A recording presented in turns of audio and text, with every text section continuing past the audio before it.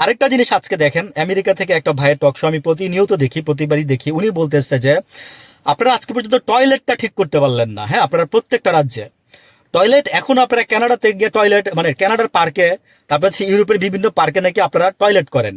হ্যাঁ, মানে এই টাইপের একটা উনি কথা বলছে যে মানে জাতীয়, মানে কি বলবো, যে এটা একটা স্বাধীনতা আর কি আপনাদের, আপনারা ওইখানে সেখানে মানে না গেলে আপনাদের বাথরুমে গেলে আপনাদের পায়খানা হয় না। আচ্ছা, কেউ ব্যক্তিগতভাবে নিয়েন না।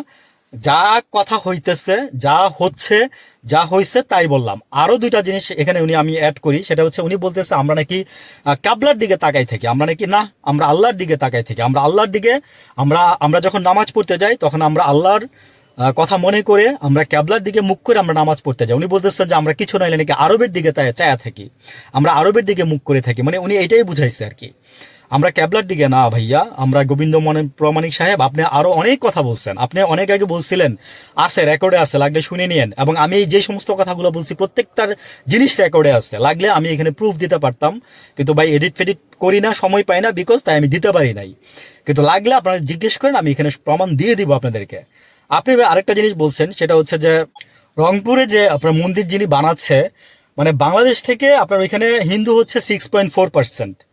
মানে ওদের কথা হচ্ছে কি যে হিন্দু ধর্মের লোক বাড়াও। এবং আমি এই যে পুশিন, ওরা একটা দুইটা শর্ত দিচ্ছে না যে পুশিন করবো না, সরি, যদি হিন্দু হয়ে যাও তাহলে তোমাকে পুশিন করা হবে না।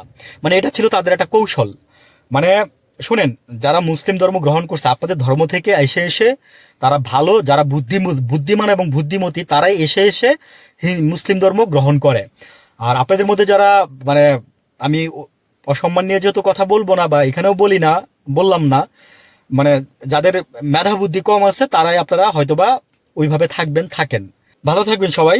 আসসালামু আলাইকুম।